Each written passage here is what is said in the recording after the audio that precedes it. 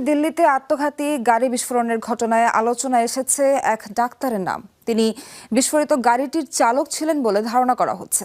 তাকেই সন্দেহভাজন হিসেবে উল্লেখ করে ছবি ও পরিচয় প্রকাশ করেছে পুলিশ। বলা হচ্ছে, বিস্ফোরণে ব্যবহার করা হয় তীব্র দাহ্য রাসায়নিক পদার্থ। এসব তথ্য জানিয়েছে ভারতীয় সংবাদ মাধ্যম এনডিটিভি। এদিকে বিষয়টি নিয়ে উচ্চ পর্যায়ে নিরাপত্তা বৈঠক করেছেন স্বরাষ্ট্রমন্ত্রী অমিত শাহ। ছবির এই ব্যক্তি দিল্লি ব্লাস্টের মূল সন্দেহভাজন, এমন দাবি পুলিশের। তিনি জম্মু কাশ্মীরের পুলওয়ামার ডাক্তার ওমর মোহাম্মদ। বিস্ফোরিত হুন্দাই গাড়িটি তারই ছিল বলে নিশ্চিত করেছে একাধিক সূত্র। এমনটাই বলছে গণমাধ্যমগুলো।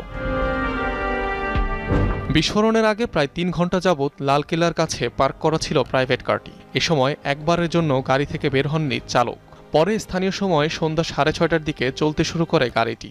6:52 একটি ট্রাফিক সিগন্যালের কাছে এসে হঠাৎ করেই বিস্ফোরিত হয় যানটি।